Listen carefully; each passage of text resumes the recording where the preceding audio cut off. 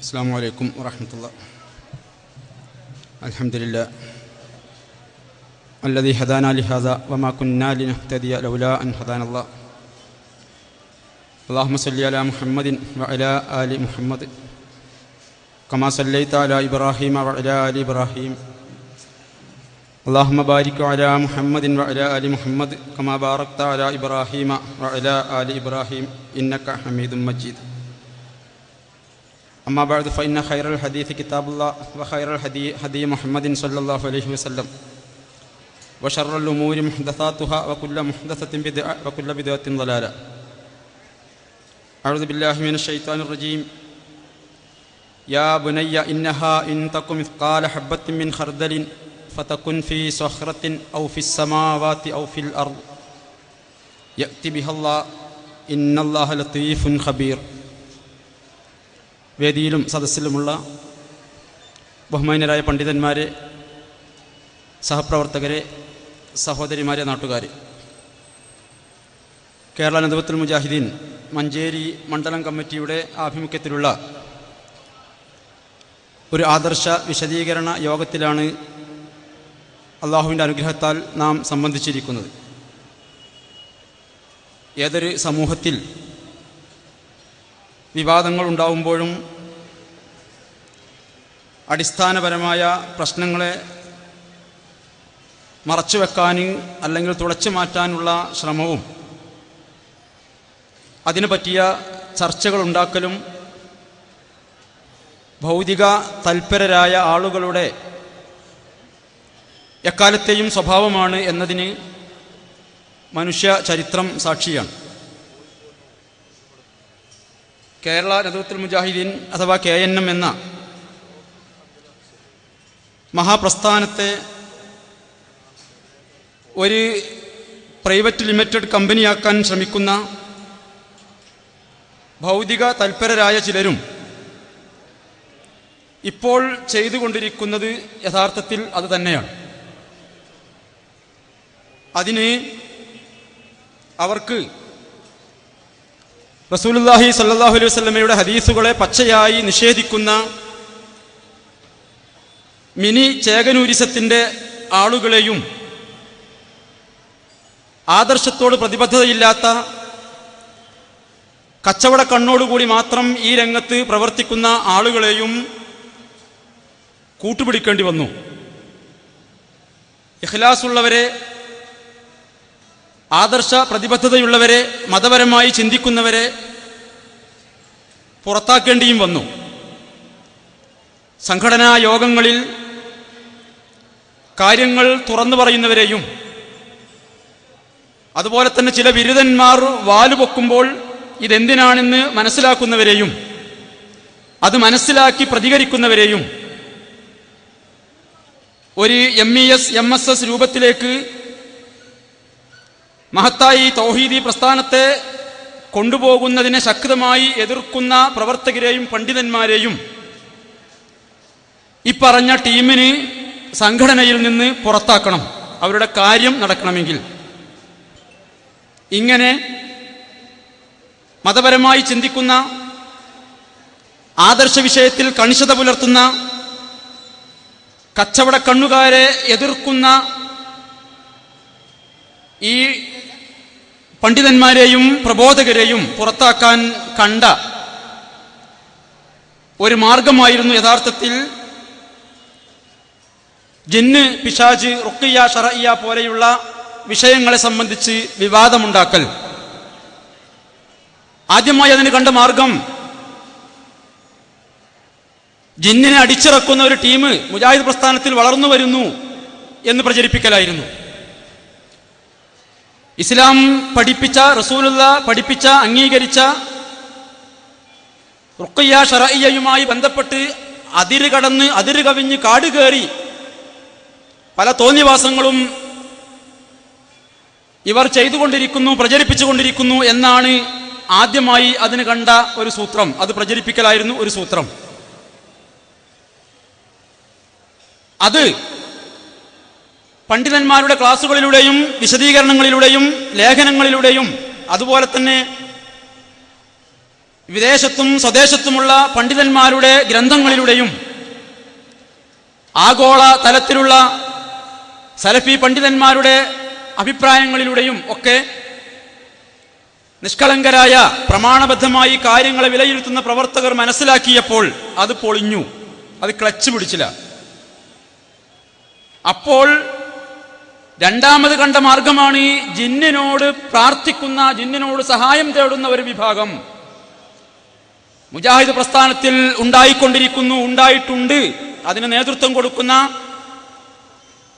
അതിനെ ന്യായീകരിക്കുന്ന, അതിന് തെളിവുകൾ ഉണ്ടാക്കുന്ന, ആ രൂപത്തിൽ ആയത്തുകളും ഹദീസുകളും ദുർവ്യാഖ്യാനം ചെയ്തുകൊണ്ട് ആ ഒരു അപകടകരമായ അവസ്ഥയിലേക്ക് ഈ പ്രസ്ഥാനത്തിലെ പ്രവർത്തകരെ കൊണ്ടുപോകാൻ അതിന് നേതൃത്വം കൊടുക്കുന്ന ഒരാളാണ് KK സക്കരിയ സ്വലാഹി എന്ന ആരോപണം. ഇത് രണ്ടാമത് കണ്ടെത്തിയത്, ആദ്യം പറഞ്ഞത് പൊളിഞ്ഞപ്പോ. അതിനുള്ള ഏറ്റവും വലിയ തെളിവാണ് കേരള ജംഇയ്യത്തുൽ ഉലമ മുമ്പാകെ ഇപ്പോൾ അബ്ദുറഹ്മാൻ സലഫിക്ക് വേണ്ടി വിശദീകരിച്ചുകൊണ്ട് നടക്കുന്ന വാടക പ്രസംഗകർ എന്ന് വേണമെങ്കിൽ വിശേഷിപ്പിക്കാവുന്ന 2-3 ആളുകൾ നടത്തിക്കൊണ്ടിരിക്കുന്ന വിശദീകരണങ്ങളും, അതുപോലെ തന്നെ അവരെല്ലാവരും കൂടി മുൻകൈയെടുത്തുകൊണ്ട് ഈ വിഷയത്തെ സംബന്ധിച്ച് കേരള ജംഇയ്യത്തുൽ ഉലമ മുമ്പാകെ അവതരിപ്പിച്ച പ്രബന്ധവും, ആ പ്രബന്ധത്തിൽ മുജാഹിദ് പ്രവർത്തകരിൽ ജിന്നിനോട് സഹായം തേടുന്ന, ജിന്നിനോട് പ്രാർത്ഥിക്കുന്ന ആളുകളുണ്ട് എന്ന് പറഞ്ഞിട്ടില്ല. മറിച്ച് യാ ഇബാദല്ലാഹി അഈനൂനി എന്ന വിവാദമുണ്ടാക്കിയ ഹദീസ് സംബന്ധിച്ച് ഇന്ന് KK സക്കരിയ സ്വലാഹിയും അതുപോലെയുള്ള പണ്ഡിതന്മാരും എന്താണോ പറയുന്നത് അത് തന്നെയാണ് ഈ വാടക പ്രസംഗകർ തയ്യാറാക്കി കൊടുത്ത പ്രബന്ധത്തിലും പറഞ്ഞിട്ടുള്ളത്. ആവശ്യക്കാർക്ക് അത് പരിശോധിക്കാവുന്നതാണ്. ഇനി അങ്ങനെ ജിന്നിനോട് പ്രാർത്ഥിക്കുന്ന മുജാഹിദ് പ്രവർത്തകർ ഇല്ല എന്നത് ഈ ആരോപണം ഉന്നയിക്കുന്ന ആളുകൾക്ക് തന്നെ അറിയാം എന്നതിനുള്ള വ്യക്തമായ തെളിവാണ് എൻ്റെ കയ്യിലുള്ള ഈ പുസ്തകം. ഈ വിവാദ വിഷയത്തെക്കുറിച്ച് ജിന്ന്, പിശാച്, റുഖിയ, ശർഇയ്യ പ്രമാണങ്ങളുടെ വെളിച്ചത്തിൽ എന്ന പേരിൽ പ്രസാധകർ കേരള ജംഇയ്യത്തുൽ ഉലമ രജിസ്റ്റേർഡ് PO പുളിക്കൽ മലപ്പുറം. ഈ പുസ്തകം 2012 ഡിസംബർ അവസാന വാരത്തിൽ കോഴിക്കോട് നടന്ന മുജാഹിദ് സംസ്ഥാന സമ്മേളനത്തിലാണ് പ്രകാശനം ചെയ്തത്. ഏകദേശം അതിന്റെ 1.5 വർഷങ്ങൾക്ക് മുമ്പ് ഇതിന്റെ ഒന്നാമത്തെ പതിപ്പ്, ഒന്നാമത്തെ എഡിഷൻ ഇറങ്ങി. അതിന്റെ പരിഷ്കരിച്ച പതിപ്പാണ് സമ്മേളന നഗരിയിൽ പുറത്തിറക്കിയത്. ഈ 2 പുസ്തകത്തിന്റെയും 18-19 പേജുകളിൽ പറയുന്ന ഏതാനും വരികൾ ഞാൻ നിങ്ങളെ വായിച്ചു കേൾപ്പിക്കാം. സാന്ദർഭികമായ ഒരു കാര്യം ഇവിടെ ശ്രദ്ധയിൽപ്പെടുത്തട്ടെ. തൗഹീദി പ്രബോധന രംഗത്ത് മുജാഹിദ് പ്രസ്ഥാനം നേടിയ മുന്നേറ്റത്തിന് മുമ്പിൽ പകച്ചുനിന്ന പൗരോഹിത്യം ഓരോ കാലഘട്ടത്തും പുതിയ അടവുകളും ദുർവ്യാഖ്യാനങ്ങളും ഒക്കെയായി രംഗത്ത് വന്നിട്ടുണ്ട്. വിശുദ്ധ ഖുർആനും തിരുസുന്നത്തും മുന്നിൽ വെച്ച് പൂർവികരുടെ മാർഗത്തിലേക്ക് മുജാഹിദ് പ്രസ്ഥാനം ജനങ്ങളെ ക്ഷണിച്ചപ്പോൾ ഖുർആൻ ദുർവ്യാഖ്യാനിച്ചും നബി സല്ലല്ലാഹു അലൈഹി വസല്ലമയുടെ വചനങ്ങൾ വാലും തലയും മുറിച്ച് വികൃതമാക്കി ജനസമക്ഷം അവതരിപ്പിച്ചും പിടിച്ചു നിൽക്കാൻ പൗരോഹിത്യം ശ്രമിച്ചിട്ടുമുണ്ട്. എന്നാൽ അള്ളാഹുവിന്റെ പ്രകാശം ഊതിക്കെടുത്താനുള്ള വിഫല ശ്രമം മാത്രമായി അവ കലാശിച്ചു. ഇത്തരം ശ്രമങ്ങളുടെ ഒടുവിലത്തെ ഉദാഹരണമാണ് മുജാഹിദുകൾ ജിന്നുകളോട് സഹായം തേടാമെന്ന് വാദിക്കുന്നവരാണെന്ന ആരോപണം. മുജാഹിദുകൾ ജിന്നുകളോട് സഹായം തേടാമെന്ന് വാദിക്കുന്നവരാണ് എന്ന ആരോപണം ഇത്തരം ശ്രമങ്ങളുടെ ഒടുവിലത്തെ ഉദാഹരണമാണ് എന്ന് എഴുതിയത് ഇക്കഴിഞ്ഞ ഡിസംബർ അവസാനത്തിൽ കോഴിക്കോട് നടന്ന സംസ്ഥാന സമ്മേളന നഗരിയിൽ പ്രസിദ്ധീകരിച്ച, പുറത്തിറക്കിയ കേരള ജംഇയ്യത്തുൽ ഉലമ ആധികാരികമായി അന്തിമ വാക്ക്, അവസാന വാക്ക് ഈ വിഷയത്തെക്കുറിച്ച് എന്ന് പറഞ്ഞുകൊണ്ട് പ്രസിദ്ധീകരിച്ച പുസ്തകത്തിലാണ്. മുജാഹിദുകളുടെ കൂട്ടത്തിൽ ജിന്നിനോട് സഹായം തേടുന്ന, പ്രാർത്ഥിക്കുന്ന ആരും ഇല്ല എന്നാണ് ഈ പുസ്തകത്തിൽ പറഞ്ഞത് എന്നർത്ഥം. എന്നാൽ നിങ്ങൾ നോക്കൂ, നേരത്തെ ബഹുമാന്യനായ ഉമർ ഫൈസി ഇവിടെ വിശദീകരിച്ചു, സൂചിപ്പിച്ചു. സത്യധാര മാസികക്ക്, ദ്വൈവാരികക്ക് ബഹുമാന്യനായ TP അബ്ദുള്ള കോയ മദനി കൊടുത്ത അഭിമുഖം, ഈ പണി പണ്ട് ചെയ്തത്, പിളർപ്പ് കഴിഞ്ഞ ഉടനെ ചെയ്തത് അബ്ദുസ്സലാം സല്ലമിയായിരുന്നു.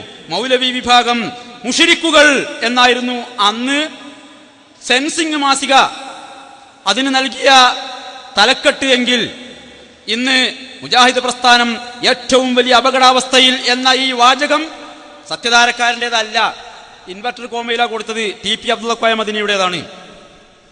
ഞാൻ നിങ്ങളെ കേൾപ്പിച്ച പുസ്തകത്തിൽ പറയുന്നു, ജിന്നുകളോട് സഹായം തേടുന്ന മുജാഹിദ് പ്രവർത്തകരുണ്ട് എന്നത് ആരോപണം മാത്രമാണ്. അതേസമയം TP അബ്ദുള്ള കോയ മദനി 2 ആഴ്ചകൾക്ക് മുമ്പ് ഇറങ്ങിയ സത്യധാര മാസികയോട് പറയുന്നത് എന്താണ്? നിങ്ങൾ നോക്കൂ, TP പറയുന്നത് അത് ഭൗതിക ശക്തികളോട് പാടില്ലെന്നാണ് നാം പറഞ്ഞത്. അതായത് ഭൗതിക ശക്തികളോടൊന്നും പ്രാർത്ഥനയാകുന്ന കാര്യകാരണ ബന്ധങ്ങൾക്ക് അതീതമായ സഹായതേട്ടം പാടില്ല എന്നാണ്. അത് പ്രാർത്ഥനയാണെന്നും അത് ഭൗതിക ശക്തികളോട് പാടില്ലെന്നുമാണ് നാം പറഞ്ഞത്. എന്നാൽ നമ്മളാരും ഇന്ന് വരെ കേൾക്കാത്ത രീതിയിൽ പുതിയ വാദങ്ങൾ ഉന്നയിക്കുകയും ജിന്നുകളോട് പ്രാർത്ഥിക്കാമെന്നും അത് ശിർക്കാകുകയില്ലെന്നും അത് ഹറാമോ വസീലത്ത് ശിർക്കോ മാത്രമാണെന്നും ഒക്കെ പറഞ്ഞ് വിഷയത്തെ ലഘൂകരിച്ചുകൊണ്ട് പ്രസ്ഥാനത്തിനകത്തുള്ള ചിലർ രംഗത്ത് വരികയാണ് ചെയ്തത്. ജിന്നിനോട് പ്രാർത്ഥിക്കാൻ തന്നെ പറഞ്ഞു നമ്മൾ. ആരാ പറയണത്? TP അബ്ദുള്ള കോയ മദനി. അപ്പൊ സത്യധാരക്കാരന്റെ അടുത്ത ചോദ്യം, അങ്ങനെയെങ്കിൽ 2007 ഇങ്ങനെ ജിന്നിനോട് സഹായാർത്ഥന നടത്തുന്നത് ശിർക്കല്ലെന്ന വാദം പ്രസ്ഥാനത്തിനകത്ത് നിന്ന് പുറത്തേക്ക് വരുന്നത്. ഈ വാദം ശിർക്കാണെന്ന് അന്നു തന്നെ മടവൂർ വിഭാഗം ആരോപിച്ചിരുന്നു. അപ്പോഴൊക്കെ അത് ശിർക്കല്ലെന്നും അള്ളാഹു നൽകിയ കഴിവിൽ നിന്നും ചോദിക്കുന്ന കേവല സഹായാർത്ഥന മാത്രമാണെന്നും പറഞ്ഞ് ഔദ്യോഗിക KNM അതിനെ ന്യായീകരിക്കുകയും ലേഖനങ്ങളിലൂടെയും പ്രസംഗങ്ങളിലൂടെയും ആ നിലക്ക് വിശദീകരിക്കുകയുമായിരുന്നു. ഇങ്ങനെ 5 വർഷത്തോളം ന്യായീകരിച്ചു നടന്ന വിഷയം പിന്നീട് ശിർക്കാണെന്ന് പറയുന്നതിൽ വൈരുദ്ധ്യമില്ലേ? ശിർക്ക് തിരിച്ചറിയാൻ എന്തുകൊണ്ടാണ് മുജാഹിദ് പ്രസ്ഥാനം ഇത്രയും വൈകിയത്? ഈ ചോദ്യത്തിനുള്ള മറുപടി രസകരാണ്. എന്താണെന്നറിയോ? ഈ ചോദ്യം എന്തായാലും എനിക്ക് ബാധകമല്ല. ഈ ചോദ്യം എന്തായാലും എനിക്ക് ബാധകമല്ല. കാരണം ഞാനൊക്കെ അന്നു തന്നെ അത് ശിർക്കാണെന്ന് പറഞ്ഞതാണ്. ആ 5 കൊല്ലം മൂപ്പര് നേതൃത്വം കൊടുത്തിരുന്നത് ശിർക്ക് ചെയ്യുന്ന മുജാഹിദ് പ്രവർത്തകർക്കായിരുന്നു, ശിർക്ക് പ്രചരിപ്പിക്കുന്ന സംഘടനക്കായിരുന്നു എന്നർത്ഥം. എന്നിട്ട് പിന്നെ മൂപ്പര് പറയുന്ന വരികൾ ഇതിനേക്കാളൊക്കെ രസകരമാണ്. വിശദമായി ആവശ്യമുള്ളവർക്ക് ഇത് വായിക്കാവുന്നതാണ്. 2 ആഴ്ച മുമ്പ് ഇറങ്ങിയ സത്യധാര ദ്വൈവാരികയിലാണ്. 2013 ഏപ്രിൽ 16 ഇറങ്ങിയ സത്യധാരയിൽ. പക്ഷേ കളവ് പറയുമ്പോഴും മുമ്പ് പറഞ്ഞത് മാറ്റി പറയുമ്പോഴും എന്ത് സംഭവിക്കുമോ അത് തന്നെ സംഭവിച്ചു. അതാണ് KJU പുസ്തകത്തിൽ പറഞ്ഞതിന് നേരെ വൈരുദ്ധ്യം, നേരെ എതിര്. അടിസ്ഥാനപരമായ ഈ വിഷയത്തെക്കുറിച്ച് ബഹുമാന്യനായ TP അബ്ദുള്ള കോയ മദനിക്ക് പറയേണ്ടി വന്നത് എന്നർത്ഥം. ഇനി ഈ ആരോപണം എന്തിനാണ് എന്നതിന് ആയത്തിന്റെയും ഹദീസിന്റെയും പിൻബലമില്ലാതെ തന്നെ സാധാരണക്കാർക്ക് ഇത് ആരോപണം മാത്രമാണ് എന്നതിന് ഭൗതികമായ ഏതാനും തെളിവുകൾ ഞാൻ നിങ്ങളുടെ ശ്രദ്ധയിൽപ്പെടുത്തുകയാണ്. വിശദമായി ക്ലിപ്പുകൾ നിങ്ങളെ കേൾപ്പിച്ചുകൊണ്ട് ബഹുമാന്യനായ എന്റെ സുഹൃത്ത് താജുദ്ദീൻ സലാഹി വിശദീകരിക്കും. സാധാരണക്കാർക്ക് വേണ്ടി ഇതൊരു കള്ളപ്രചരണം മാത്രമാണെന്നും സംഘടന പിടിച്ചെടുക്കാനുള്ള നീചമായ ശ്രമമാണെന്നും സാധാരണക്കാർക്ക് മനസ്സിലാക്കാൻ വേണ്ടി ഏതാനും ഭൗതികമായ തെളിവുകൾ ഞാൻ നിങ്ങളെ കേൾപ്പിക്കുകയാണ്. നിങ്ങൾ നോക്കൂ. ഒന്നാമതായി നമ്മൾ ശ്രദ്ധിക്കണം, കേരളത്തിലെ മുജാഹിദ് പണ്ഡിതന്മാർ ഈ TP അടക്കമുള്ളവർ എത്രയോ സ്റ്റേജുകളിൽ വെച്ച് വിശദീകരിച്ചത് നമ്മളൊക്കെ കേട്ടതാണ്. ആഗോളതലത്തിൽ ഒരേ ലക്ഷ്യം വെച്ചുകൊണ്ട് ഒരേ ആദർശം പ്രചരിപ്പിക്കാൻ വേണ്ടി പ്രവർത്തിച്ചു കൊണ്ടിരിക്കുന്ന സംഘടനകളെ എണ്ണിപ്പറയുമ്പോൾ അദ്ദേഹം അടക്കമുള്ളവർ ഒന്നാമതായി എണ്ണാറുള്ളത് കുവൈത്തിലെ ഇഹ്യാ ഉത്തുറാസുൽ ഇസ്ലാമി എന്ന സംഘടനയെയാണ്.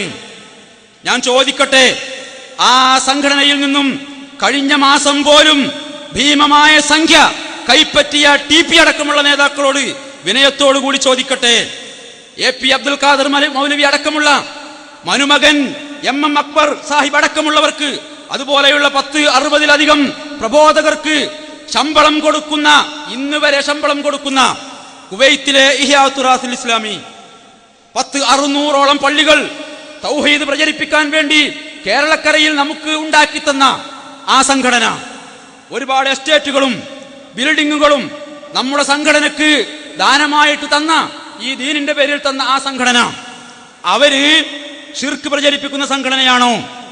ആണോ? അജ്മീറിലെ വരുമാനം അത് സ്വീകരിച്ചുകൊണ്ട് നമ്മൾ നമ്മുടെ സംഘടനാ പ്രവർത്തനവും ദഅവത്ത് പ്രവർത്തനവും നടത്താറുണ്ടോ? എന്നാൽ ഈ ഇഹ്യാ ഉത്തുറാസുൽ ഇസ്ലാമി ഈ വിഷയത്തിൽ ഇടപെട്ടുകൊണ്ട് ഈ നേതൃത്വത്തെ അറിയിച്ച നിർദ്ദേശങ്ങൾ അത് അംഗീകരിക്കാനോ പാലിക്കാനോ മാന്യമായൊരു മറുപടി കൊടുക്കാനോ എന്തുകൊണ്ടാണ് നമ്മുടെ നേതൃത്വം തയ്യാറാകാത്തത്? നിങ്ങൾ ശിർക്ക് പ്രചരിപ്പിക്കുന്ന സംഘടനയാണ്, നിങ്ങളായിട്ടൊരു ബന്ധം ഞങ്ങൾക്കില്ല എന്നല്ലേ പറയേണ്ടത്? അതിനുള്ളൊരു ആണത്തം കാണിക്കണ്ടേ? ഇനി നോക്കൂ നിങ്ങൾ, അതുപോലെ തന്നെ ഈ ഒരു മാസം മുമ്പ് പോലും സക്കരിയ സലാഹിയെ മുജാഹിദ് സെന്ററിൽ വിളിച്ചു വരുത്തി അദ്ദേഹം തൗഹീദ് പ്രചരിപ്പിച്ചുകൊണ്ടിരിക്കുന്ന പ്രബോധന പ്രവർത്തനങ്ങൾ നടത്തിക്കൊണ്ടിരിക്കുന്നതിന്റെ ആ വകയിലേക്ക് കുറച്ച് പൈസ കൊടുത്തിട്ടുണ്ടല്ലോ അല്ലേ? ഒരു മുസ്ലിയാരെ വിളിച്ചിട്ട് അയാൾ കുത്താറാത്തീവ് നടത്തി പോകുമ്പോ നമ്മൾ പൈസ കൊടുക്കുക അല്ലേ? സക്കരിയ സലാഹിനെ പുറത്താക്കിയത് എന്തിനാ? ശിർക്ക് പ്രചരിപ്പിച്ചതിന്റെ പേരിൽ. മൂപ്പർക്ക് കഴിഞ്ഞ മാസം പൈസ കൊടുത്തത് എന്തിനാ? മൂപ്പര് ശിർക്ക് പ്രചരിപ്പിച്ചതിന് അല്ലേ? ഇത് കഞ്ഞിന്റെ വെള്ളം കുടിക്കുന്ന ആളുകൾ സമ്മതിക്കുവോ? ഇതൊക്കെ എന്തിന്റെ തെളിവാ? അപ്പൊ ചിലപ്പോ പറയും എന്തെന്നറിയോ, അത് കുവൈത്തിൽ നിന്ന് വരുന്ന ശമ്പളമായതുകൊണ്ട് കൊടുക്കാതിരിക്കാൻ പറ്റൂല. അങ്ങനെയാണെങ്കിൽ കുവൈത്തിൽ നിന്ന് വരുന്ന പള്ളികളാണല്ലോ ഒട്ടുമുക്കാൽ പള്ളികളും. കേരളത്തിലുള്ള മുജാഹിദ് പള്ളികളിൽ 80% പള്ളികളും കുവൈത്തിൽ നിന്ന് വന്നതാണ്. KNMന്റെ അക്കൗണ്ടിലൂടെ അവരെ പണം വന്നു എന്നുള്ളൊരു ബന്ധമാണ് KNMനുള്ളത് അല്ലേ? ആ പള്ളികളിലേക്ക് അധികാരം പറഞ്ഞു വരുന്നത് എന്തിനാ? കുവൈത്തിൽ നിന്ന് വന്ന പള്ളിയാണ്, അത് നിങ്ങൾ കൊണ്ടുവന്ന് തുടങ്ങിയല്ലേ പറയേണ്ടത്. അപ്പോ ഇതൊക്കെ വെറുതെ ഞഞ്ഞാമിഞ്ഞ വർത്താനം പറഞ്ഞ് ആളുകളെ കുപ്പിയിലാക്കാനുള്ള ഒരു ഏർപ്പാടാണ് എന്നതിനുള്ള തെളിവുകളാണ് ഞാൻ നിങ്ങളെ കേൾപ്പിക്കുന്നത്. അതുപോലെ തന്നെ നോക്കൂ നിങ്ങൾ, കുവൈത്തിലെ പണ്ഡിതന്മാരും സൗദി അറേബ്യയിലെ പണ്ഡിതന്മാരും ഇവിടെ നടക്കുന്ന ഈ വിവാദത്തെ കുറിച്ച് ചർച്ച നടത്താൻ വേണ്ടി ഇരുവിഭാഗത്തിലും പെട്ട പണ്ഡിതന്മാരെ ക്ഷണിച്ചു. സൗദി അറേബ്യയിലേക്ക് ക്ഷണിച്ചു, കുവൈത്തിലേക്ക് ക്ഷണിച്ചു. സാമ്പത്തികവും നിയമപരവുമായ എല്ലാ കാര്യങ്ങളും ഞങ്ങൾ ഏറ്റു എന്ന് പറഞ്ഞിട്ട് ഔദ്യോഗികമായി ക്ഷണിച്ചു, രേഖാമൂലം ക്ഷണിച്ചു. എന്തെത്ര മടി, എന്തെത്ര ബേജാറ്, എന്തെത്ര പേടി. അതുപോലെ തന്നെ നിങ്ങൾ നോക്കൂ, എന്റെ കയ്യിലുള്ള ഈ സാധനം, ഇത് നമ്മുടെ നാട്ടിലുള്ള 65 പണ്ഡിതന്മാർ കേരള ജംഇയ്യത്തുൽ ഉലമ ഇറക്കിയ, ഞാൻ നിങ്ങളെ ഇപ്പോൾ വായിച്ചു കേൾപ്പിച്ച ആ പുസ്തകത്തിലുള്ള ഖുർആനിനും സുന്നത്തിനും വിരുദ്ധമായ ഭാഗങ്ങൾ രേഖാമൂലം എഴുതി ഈ വിഷയം ജംഇയ്യത്തുൽ ഉലമ മുമ്പാകെ ചർച്ചയ്ക്ക് വെക്കണം. ഇതിൽ തെറ്റുകളുണ്ട്, ആയത്തിനും ഹദീസിനും വിരുദ്ധമായ പ്രമാണങ്ങൾക്ക് യോജിക്കാത്ത പലതും ഇതിലുണ്ട്, അതുകൊണ്ട് ചർച്ചയ്ക്ക് വെക്കണം എന്ന് ആവശ്യപ്പെട്ടുകൊണ്ട് 65 പണ്ഡിതന്മാർ പേരെഴുതി ഒപ്പിട്ട് ആ തെറ്റുകൾ എന്തൊക്കെയാണ് എന്ന് വിശദീകരിച്ച് എഴുതി കൊടുത്ത സാധനമാണിത്. അതുപോലെ തന്നെ ഇതിന്റെ മുമ്പ് 38 പണ്ഡിതന്മാർ ഇതേ കാര്യം ആവശ്യപ്പെട്ടുകൊണ്ട് കേരള ജംഇയ്യത്തുൽ ഉലമക്ക് കത്ത് കൊണ്ടുപോയി നേരിട്ട് കൊടുത്തു. എന്തേ ഈ വിഷയം സംബന്ധിച്ച് ഒരു ചർച്ചയ്ക്ക് വിളിക്കേണ്ട ബാധ്യത കേരള ജംഇയ്യത്തുൽ ഉലമയുടെ നേതാക്കൾക്കും പണ്ഡിതന്മാർക്കും ഇല്ലേ? വീണ്ടും കത്ത് മൂന്നാമതും കൊടുത്തു. ഇങ്ങനെ 2 പ്രാവശ്യം തന്നിട്ടുണ്ടല്ലോ രേഖാമൂലം. ഉടനെ ഒരു ചർച്ചയ്ക്ക് വിളിക്കണം, ചർച്ച നടത്തണം, തെറ്റ് തിരുത്തണം എന്നാവശ്യപ്പെട്ടുകൊണ്ട്. എന്തിനീ വൈജ്ഞാനികമായ ഭീരുത്വം? അപ്പൊ വിഷയം ജിന്നും സിഹറും പിശാചൊന്നും അല്ല, മറിച്ച് നിങ്ങൾ ആലോചിച്ച ഒരു കാര്യം കൂടെ, AP ഈ ജംഇയ്യത്തുൽ ഉലമയുടെ ഫത്വ ബോർഡിന്റെ ചെയർമാനാട്ടോ, അദ്ദേഹത്തിന് ബാധ്യതയല്ലേ? ഇങ്ങനെ ഒരു കത്ത് കിട്ടിയാൽ ഒന്ന് വരും, നിങ്ങൾ കണ്ട തെറ്റ് ഖുർആനിലെ ആയത്തുകൾക്കും പ്രവാചകന്റെ ഹദീസുകൾക്കും വിരുദ്ധമായി എന്തൊക്കെയാണോ ഇതിൽ കണ്ടത് അതൊന്ന് പറഞ്ഞു തരും. അങ്ങനെ തെറ്റുണ്ടെങ്കിൽ തിരുത്താം, തെറ്റില്ലെങ്കിലോ അത് തെറ്റല്ല എന്ന് ഈ എഴുതി കൊടുത്ത പണ്ഡിതന്മാരെ ബോധ്യപ്പെടുത്തി അത് ആളുകളോട് പറയാം. ഇവർക്ക് നല്ലൊരു ചാൻസും കൂടിയായിരുന്നു, വിളിച്ചിട്ട് ചർച്ച സംഘടിപ്പിച്ചിട്ട് അല്ലേ, അതൊക്കെ ഒന്ന് റെക്കോർഡ് ചെയ്തിട്ട് ഈ വാടക പ്രസംഗകർക്ക് കൊടുത്താൽ ക്ലിപ്പിട്ട് കളിപ്പിച്ചുകൂടായിരുന്നോ? ഈ വാടക പ്രസംഗകർ ഇങ്ങനെ ബുദ്ധിമുട്ടേണ്ട ഗതികേട് വരുമായിരുന്നോ? തലയും വാലും മുറിച്ച് 1/2 സെക്കൻഡും 1 സെക്കൻഡും 3 സെക്കൻഡും ഒക്കെ ഉള്ള ക്ലിപ്പിട്ട് ആളുകളെ തെറ്റിദ്ധരിപ്പിച്ച് നടക്കേണ്ട ഒരു ഗതികേട് ഈ വാടക പ്രസംഗകർക്ക് വരുമായിരുന്നില്ല. ഈ ഒപ്പിട്ട് തന്ന പണ്ഡിതന്മാരെ വിളിച്ചു വരുത്തി AP അടക്കമുള്ള MM മദനി അടക്കമുള്ള KJUവിന്റെ പണ്ഡിതന്മാർ, നാവിന് 1/2 മീറ്ററിലധികം നീളമുള്ള അബ്ദുറഹ്മാൻ സലഫിയും ഉണ്ടല്ലോ കൂടെ, ഇവരെയൊക്കെ കൂടി മറുഭാഗത്തിരുത്തിയിട്ട് ഈ കത്ത് തന്ന പണ്ഡിതന്മാരെ ഒന്ന് വഷളാക്കി വിട്ടുകൂടായിരുന്നോ? എന്നാ ആ ക്ലിപ്പിട്ടിട്ട് ഈ വാടക പ്രസംഗകർക്ക് ആളുകൾക്ക് സംഗതി വിശദീകരിച്ചു കൊടുത്തുകൂടായിരുന്നോ? അപ്പോ സംഗതി ഇതൊന്നുമല്ല. ഇനി നിങ്ങൾ ആലോചിച്ച് നോക്കിയും, ആരൊക്കെയാണ് ഇപ്പൊ ജിന്നിനോട് പ്രാർത്ഥിക്കുന്ന ആളുകൾ? ആരൊക്കെ? ഹുസൈൻ സലഫി, സുഹൈർ ചുങ്കത്തറ, അബ്ദുല്ല സുല്ലമി ആമയൂര്, അബ്ദുൽ ലത്തീഫ് സുല്ലമി മാറഞ്ചേരി, ഹാരിസ് ബിൻ സലീം, ഷിഹാബ് എടക്കര, മുജാഹിദ് ബാലുശ്ശേരി, സക്കരിയ സലാഹി, ഫദലുല്ല കുമരി, താജുദ്ദീൻ സലാഹി, TK അഷ്റഫ്, CP സലീം, ഫൈസൽ മുസ്ലിയാർ, ഇങ്ങനെയുള്ള പണ്ഡിതന്മാരൊക്കെ ജിന്നിനോട് പ്രാർത്ഥിക്കുന്ന പച്ച മുശ്രിക്കുകൾ. പിന്നെ മറുഭാഗത്തുള്ള ആളുകളെ പേരൊന്നും ഞാൻ പറഞ്ഞില്ല സമയമില്ലാത്തതുകൊണ്ട്. അവരൊക്കെ ആദർശത്തിന്റെ കട്ടകൾ അല്ലേ, എന്താണ് ഭയങ്കര സലഫിയത്തിന്റെ ആളുകൾ, അതിനുവേണ്ടി ജീവിക്കുന്ന മഹാരഥന്മാരായ നേതാക്കൾ ആരൊക്കെയാണെന്നുള്ളത് നമുക്കറിയാം അല്ലേ. ഇത് ഈ രണ്ട് ടീമിനും പരിചയമുള്ള ആളുകളൊക്കെ വിശ്വസിക്കും കേട്ടോ. ബഹുമാനപ്പെട്ട AP അത് വിചാരിച്ചിരിക്കും. ഇടക്കിടക്ക് AP ഇങ്ങനെ ഒന്ന് ബാക്കൊക്കെ നോക്കണം നന്നു മൂപ്പരെ കൂടെയുള്ള ടീമിനെയും ഇപ്പോ ഈ ദഅവത്ത് പ്രവർത്തനങ്ങൾ സലഫിയത്ത് പ്രചരിപ്പിച്ചുകൊണ്ട് നടക്കുന്ന ടീമിനെയും AP ഇങ്ങനെ മുന്നിക്ക് മാത്രം നോക്കി നടക്കേണ്ട പിന്നിലുള്ള ടീമിനെയും കൂടിയും ഒന്ന് ഇടക്കിടക്ക് നോക്കുന്നത് നന്ന്. ടീമിനെ പറ്റി പലരോടും പലരെക്കുറിച്ചും AP പലപ്പോഴും പറഞ്ഞത് ഒക്കെ നമ്മുടെ കയ്യിലുണ്ട്, ഒക്കെ വേണ്ടി വന്ന് നമുക്ക് വിശദീകരിക്കാം. ഇപ്പൊ ഞാനീ പറഞ്ഞ പണ്ഡിതന്മാരൊക്കെ ജിന്നിനോട് പ്രാർത്ഥിക്കുന്ന ആളുകൾ, ഇത് ജനങ്ങൾ വിശ്വസിക്കുവോ? ഇവരൊന്നും പ്രസംഗിക്കാൻ വിളിക്കാൻ പാടില്ല, ഇവരൊക്കെ സംഘടനയിൽ ഔട്ടാക്കണം. എന്താ സംഗതി എന്നറിയോ? എന്താ സംഗതി? ഈ കോക്കസ് ഉണ്ടല്ലോ, ഹദീസ് നിഷേധികളും ഭൗതിക തൽപരരുമായ ഈ കോക്കസ് അവരുടെ കളിയെ ചോദ്യം ചെയ്യും. ആയത്തും ഹദീസും ദുർവ്യാഖ്യാനിച്ചാൽ അത് ചൂണ്ടിക്കാണിക്കും, കുതന്ത്രം പ്രയോഗിക്കുമ്പോൾ അതിനെ ചോദ്യം ചെയ്യും. അത്തരം ആളുകളെ മെല്ലെ മെല്ലെ മെല്ലെ സംഘടനയിൽ നിന്ന് പുറത്താക്കണം. അങ്ങനെ സംഘടന ഏതാനും പേരടങ്ങുന്ന വിരലിലെണ്ണാവുന്ന ഈ കോക്കസിന്റെ കയ്യിൽ ഒതുങ്ങണം.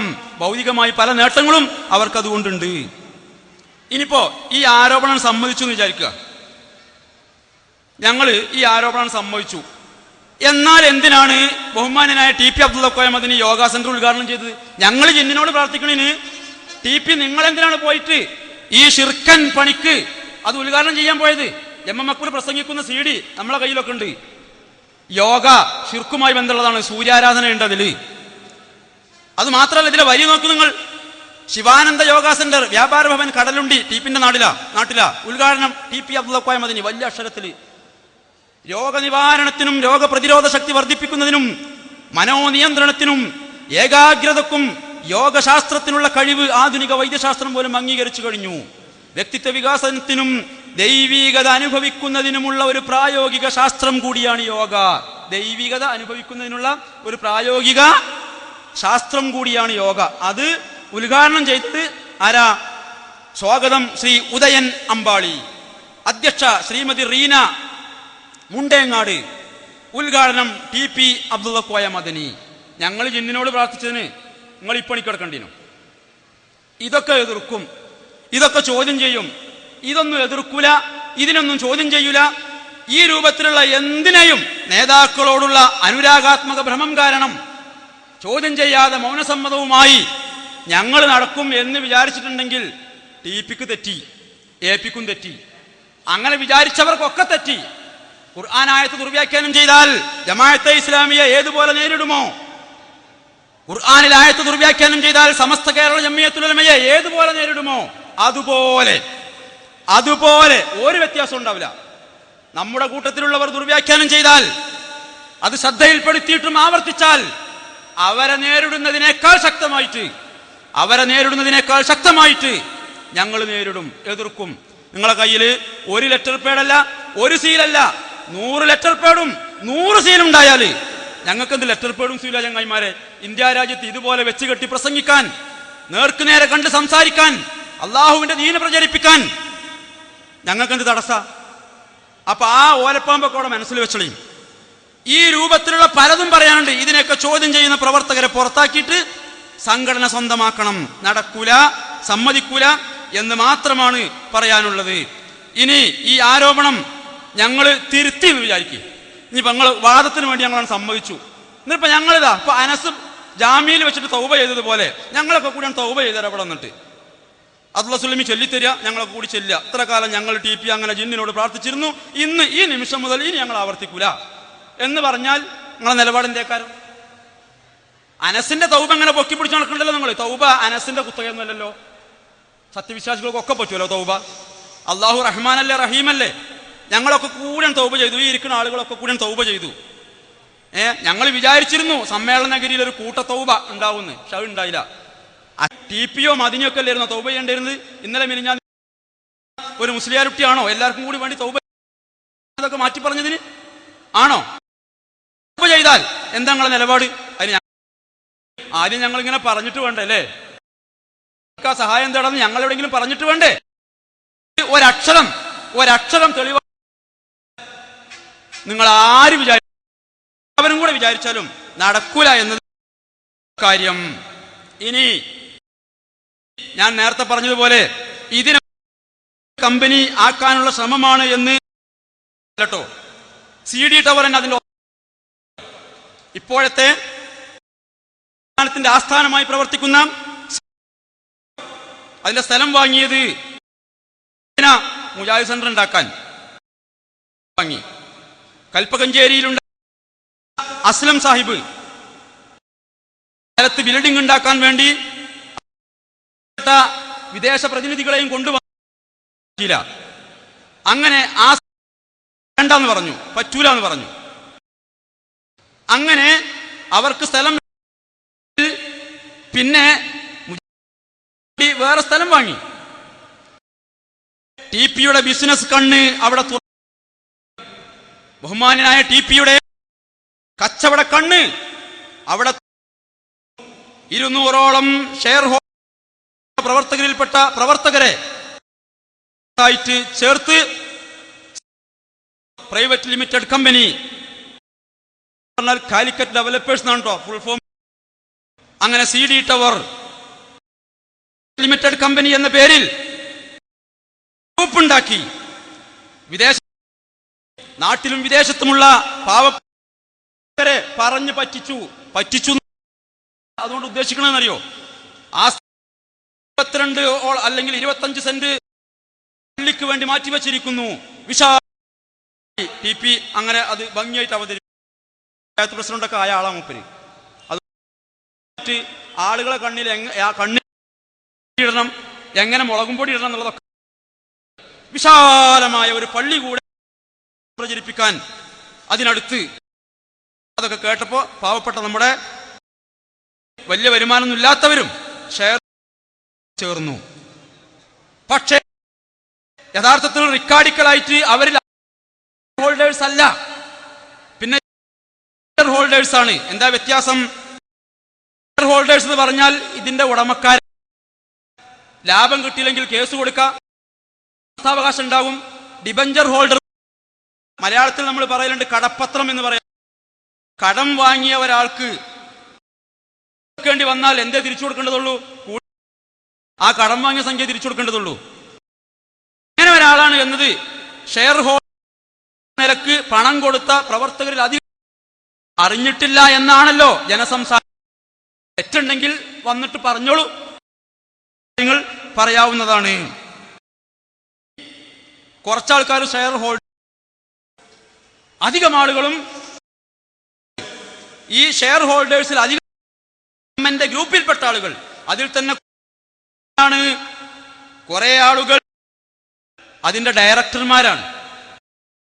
ഡയറക്ടർമാരായാൽ എന്താ അറിയോ, ഉണ്ടാവും പണം. അങ്ങനെ CD ആ വരുന്നത് CD ടവറിന് വേണ്ടി പല ടി പിയുടെ മുഖേനയായിരുന്നു അത്രേ. ആ ഹോസ്പിറ്റലാണെങ്കിൽ അന്നിങ്ങനെ എന്ന് പൂട്ടും എന്ന അവസ്ഥ. ഇതിന്റെ സംഖ്യ ടി പിയിൽ നിന്നും എന്ന് അതുമായി ബന്ധപ്പെട്ട ആളുകൾ പറയുന്നു. അങ്ങനെ അതുമായി ബന്ധപ്പെട്ടൊരു കുലുമാലും അങ്ങനെ പണി കഴിഞ്ഞ് റൂമിനും വിൽക്കാനും ഒക്കെ തുടങ്ങി. ഒരു മനസാക്ഷി സൂക്ഷിപ്പുകാരനായ സലീം ചാലിയത്തിന്റെ കൈവശമാണ് ഇന്ന് ൊക്കെ. അങ്ങനെ സലീം ചാലിയത്തിന് വിലക്ക് വിറ്റു. രജിസ്ട്രേഷന്റെ സമയമായി, പണം കൊടുക്കാൻ കഴിഞ്ഞില്ല. സ്വാഭാവികമായും അവധി നീട്ടിക്കൊടുക്കും. ഒരു കച്ചവടം നടന്നു. വാങ്ങിയ ആൾക്ക് പറഞ്ഞ സമയത്ത് പണം കൊടുക്കാൻ കഴിഞ്ഞില്ലെങ്കിൽ മാനുഷികമായ പരിഗണന എന്ന നിലക്ക് സമയം നീട്ടിക്കൊടുക്കാറുണ്ട്. പക്ഷേ സലീമിന് നീട്ടിക്കൊടുത്തത് എത്രയെന്നറിയോ? 1.5 കൊല്ലം തോന്നുന്നുണ്ട്. ചെറിയ 1.5 കൊല്ലം അല്ലേ? ഇതൊക്കെയാണ് പ്രശ്നം. ഇനി അത് കഴിഞ്ഞു 5-ാം നിലയിലെത്തി. 5-ാം നില KNMന്റെ പെരടിയിലിടണം. നിങ്ങൾ നോക്കൂ, KNMന്റെ പെരടിയിൽ വെച്ച് കെട്ടാൻ ഈ ടി പി തന്ത്രം പയറ്റി. ഒരു യോഗത്തിൽ അബ്ദുറഹ്മാൻ സലഫി അതിനെ ശക്തമായി എതിർത്തിട്ടില്ലേ? സലഫിയുടെ പ്രയോഗം മുടക്കാച്ചരക്കായ 5-ാം നില KNMന്റെ പെരടിയിലിടാനുള്ള ശ്രമമാണ് ഇതെന്നാണ്. മുടക്കാച്ചരക്കായ 5-ാം നില, ഒരു ബിൽഡിങ്ങിന്റെ ഏറ്റവും അവസാനത്തെ നില 5-ാം നില KNMന്റെ പെരടിയിലിടാനുള്ള സൂത്രമാണിത് എന്നാണ് അബ്ദുറഹ്മാൻ സലഫി യോഗത്തിൽ വെച്ച് പ്രയോഗിച്ച പദം. പല പ്രവർത്തകരും CD ടവറിന് വേണ്ടിയുള്ള പണപ്പിരിവിൽ കലക്ഷനിൽ സഹകരിച്ചിട്ടില്ല. എനിക്കറിയാം, ഞങ്ങളുടെ മണ്ഡലത്തിൽ, കാളികാവ് മണ്ഡലത്തിൽ ബഷീർ മാഞ്ചേരി എന്ന് പറയുന്ന പ്രവർത്തകൻ, നിങ്ങൾ പരിചയം ഉണ്ടാവും. മൂപ്പരൊരു മണ്ഡലം മീറ്റിംഗിൽ വെച്ച് CD ടവറിന് വേണ്ടിയുള്ള കലക്ഷനിൽ എനിക്ക് താല്പര്യമില്ല എന്നാ പറഞ്ഞത്. എനിക്ക് താല്പര്യമില്ല, അങ്ങനെ പറഞ്ഞ പല പ്രവർത്തകരുണ്ടായിരുന്നു. പക്ഷേ എന്താകട്ടെ, TP-യും സലഫിയും തമ്മിൽ ഒരു യോഗത്തിൽ വെച്ച് ഇതിന്റെ പേരിൽ വാഗ്വാദങ്ങൾ നടന്നിട്ടുണ്ട്. പക്ഷേ CD ടവറിന്റെ 5-ാം നില KNM-ലെ സംസ്ഥാന ആസ്ഥാനമായിട്ട് വിലക്ക് വാങ്ങി. വില നിശ്ചയിക്കുന്നതാരാണ്? വിൽക്കുന്നതാരാണ്? വാങ്ങുന്നതാരാണ്? ലാഭവിഹിതമാർക്കാണ്? ബ്രോക്കറേജ് ആർക്കാണ്? ഇതൊക്കെ തീരുമാനിക്കുന്നത്, ഒക്കെ നടത്തുന്നത് ഒരു ടീം തന്നെ, ഒരു കൂട്ടർ തന്നെ. TP-യും TP-ന്റെ ആൾക്കാരും. KNM-ന് വേണ്ടി വാങ്ങുന്നത് TP, KNM-ന് വേണ്ടി വിൽക്കുന്നത് TP, വില നിശ്ചയിക്കുന്നത് TP. പണ്ട് കിട്ടുണ്ണി സർക്കസ് എന്ന് പറയുന്നുണ്ട് നമ്മൾ. കിട്ടുണ്ണി സർക്കസ് എന്ന് പറഞ്ഞാൽ ഒരു ചങ്ങായി ബസ് സ്റ്റാൻഡിൽ വന്നിട്ട് പെട്ടെന്ന് ഒരു പാത്രമോ ടിന്ന് എന്തെങ്കിലും എടുത്തിട്ട് അതിമ കൊട്ടിയിട്ട് ഒച്ചപ്പാടും ബഹളം ഉണ്ടാക്കിയിട്ട് ഇങ്ങനെ കറങ്ങും. അപ്പോൾ ആൾക്കാരൊക്കെ കൂടി അവിടെ കൂടും. അപ്പോൾ ഓൻ തന്നെ സർക്കസ് കളിക്കും. കുറച്ചേരം കഴിഞ്ഞിട്ട് ഓൻ തന്നെ പാത്രം കൊണ്ട് നടന്ന് പിരിവ് നടത്തും. ആ പൈസയും പോക്കറ്റിലിട്ട് ഓൻ പോവുകയും ചെയ്യും. ഒക്കെ കിട്ടുണ്ണി തന്നെ. ഇതുപോലെ CD ടവറുമായി ബന്ധപ്പെട്ട എല്ലാ ഏർപ്പാടും വരന്നെ. എന്തിനാണ് KNM-ന് തന്നെ ഇത് വിറ്റത്? 5-ാം നില വേറെ ആർക്കെങ്കിലും വിറ്റുകൂടായിരുന്നോ? അന്ന് KNM അതിന് കൊടുത്ത വില ലോകത്താരും കൊടുക്കൂല, ലോകത്താരും കൊടുക്കൂല. അന്ന് ആ വില ആരടുത്തൊന്നും കിട്ടൂല. നിഷേധിക്കാൻ കഴിയോ? നിഷേധിക്കാൻ കഴിയുമെങ്കിൽ നിഷേധിക്കും. അപ്പോൾ നമുക്ക് വിശദമായിട്ട് പിന്നീട് പറയാം. പക്ഷേ ഇതൊന്നല്ല ഇവിടെ തമാശ. ഇതിലേറെ വലിയ തമാശ, 5-ാം നില KNM-ന് വേണ്ടി വാങ്ങി. കരാറനുസരിച്ച് പണം കൊടുക്കാൻ സമയമായി. പ്രവർത്തകരിൽ നിന്ന് വിചാരിച്ചത്ര പണം പിരിച്ചു കിട്ടിയതുമില്ല. എന്തു ചെയ്യും? മാർഗണ്ട്. മടവൂർ വിഭാഗം സഹോദരന്മാരുടെ ഭാഷയിൽ മുമ്പ് മധ്യസ്ഥനായി വന്ന് സംസ്ഥാന പ്രസിഡന്റായ 3 അക്ഷരത്തിന്റെ അധിപൻ, ആ അധിപനിൽ ഒരു കുബുദ്ധി ഉദിച്ചു. എന്താണ് ആ ബുദ്ധി? എന്താണ് ആ കുബുദ്ധി? പള്ളിക്ക് വേണ്ടി മാറ്റിവെച്ച സ്ഥലത്തിന്റെ പകുതി വിൽക്കുക. വിശാലമായ പള്ളിക്ക് വേണ്ടി മാറ്റിവെച്ച സ്ഥലത്തിന്റെ പകുതി ആണ് വിൽക്കുക. ബേബി മെമ്മോറിയൽ ഹോസ്പിറ്റലിന് പകുതി വിറ്റു. നിഷേധിക്കട്ടെ, നിഷേധിക്കുമെന്ന് തോന്നുന്നില്ല. പക്ഷേ ഇതുമല്ല വലിയ തമാശ. ഈ വിൽക്കണ സ്ഥലം ആരുതാന്നറിയോ? ആരുതാ? CD ടവറിന്റെ. CD ടവറിന്റെ സ്ഥലം ആർക്ക് പണം കൊടുക്കാനാണ് വിൽക്കണത്? CD ടവറിന് പണം കൊടുക്കാൻ. എന്റെ കയ്യിൽ നിന്ന് ശിഹാബ് മൗലവി കുറച്ച് സ്ഥലം വാങ്ങി. രജിസ്റ്ററിന്റെ സമയമായപ്പോൾ പൈസ തരാൻ മൂപ്പരത്തില്ല. അപ്പൊ ആ സ്ഥലത്തിന്റെ കുറച്ച് വിറ്റിട്ട് മൂപ്പരിന്റെ അടുത്ത് നിന്ന് രജിസ്റ്റർ വാങ്ങുക അല്ലേ? അത് മാത്രമല്ല, ഈ വിവരം നിങ്ങൾ പണം മുടക്കിയ പാവം പ്രവർത്തകർ അറിയിച്ചിരുന്നോ? ഷെയർ ഹോൾഡേഴ്സിനെ, അല്ലെങ്കിൽ ഞാൻ പറഞ്ഞ ഡിബഞ്ചർ ഹോൾഡേഴ്സിനെ ഈ വിവരം അറിയിച്ചിരുന്നോ? പറഞ്ഞതിന് ശേഷം നമുക്ക് വിശദീകരിക്കാം. ഇതുമായി ബന്ധപ്പെട്ട് ഒരുപാട് കാര്യങ്ങൾ പറയാനുണ്ട്. ഇനിയും ഒരുപാട് പറയാനുണ്ട്. നമുക്ക് സമയമല്ല.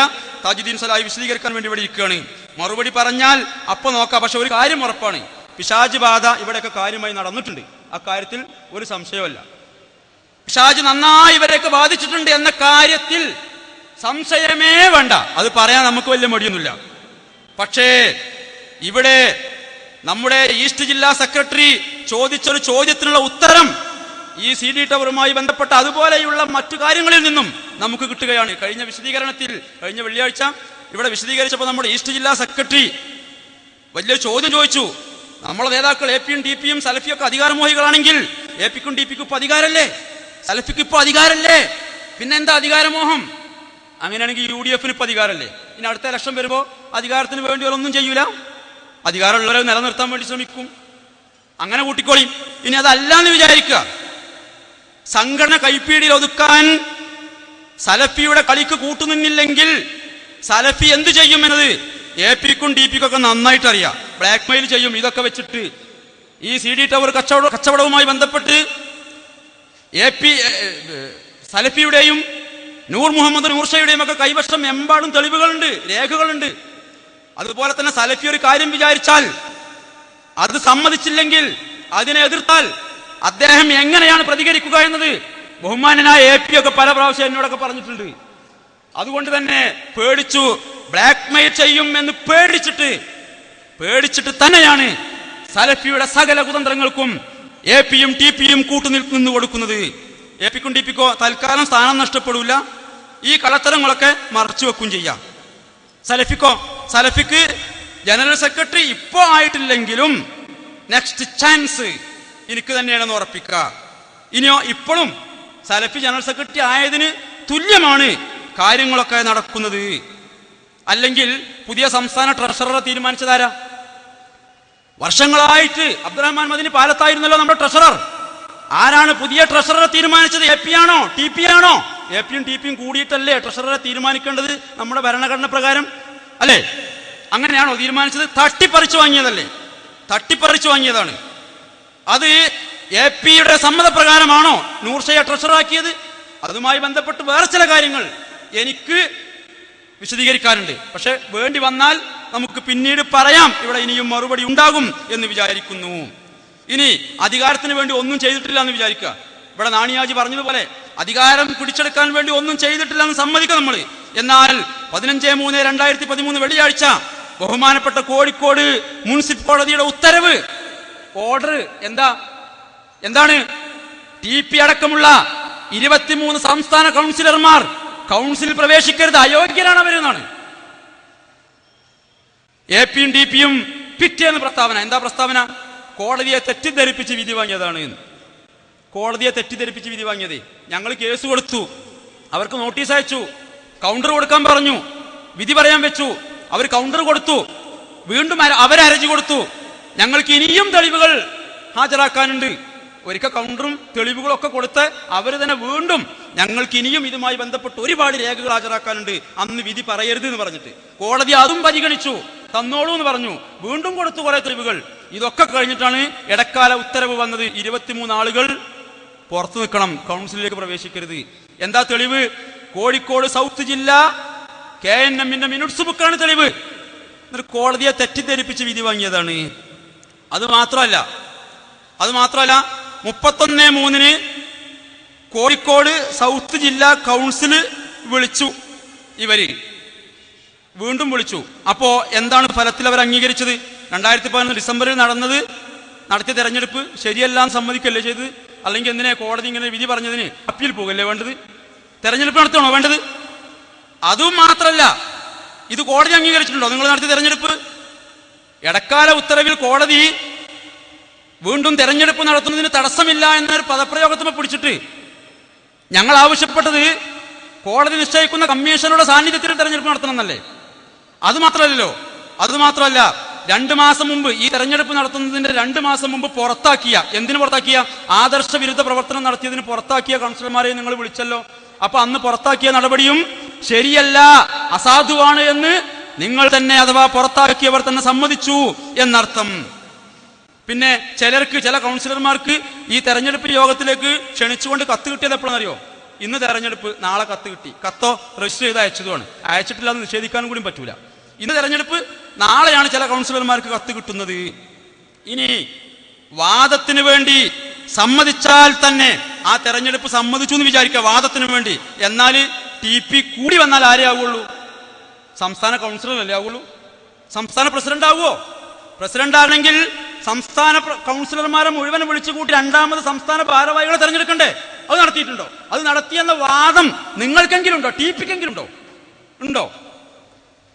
അതുപോലെ നമ്മുടെ ഈ ജില്ലാ സെക്രട്ടറി പറയുന്നത് കേട്ടില്ലെങ്കിൽ, ഈസ്റ്റ് ജില്ലാ സെക്രട്ടറി പറയുന്നത് കേട്ടില്ലെങ്കിൽ, പ്രത്യേകിച്ചും ഒരു സലഫിന്റെ ആളാ, അതുകൊണ്ട് തന്നെ എന്താ സംഭവിക്കുക എന്നുള്ളത് APക്ക് നന്നായി അറിയാം അല്ലേ? 10 കൊല്ലം മുമ്പ് എടാ അബ്ദുൽ ഖാദറെ എന്ന് എത്ര പ്രാവശ്യം വിളിച്ചിട്ടാ മുജാഹിദ് സെന്ററിൽ നിന്ന് നാണിയാജി ഇറങ്ങിപ്പോകുന്നത്?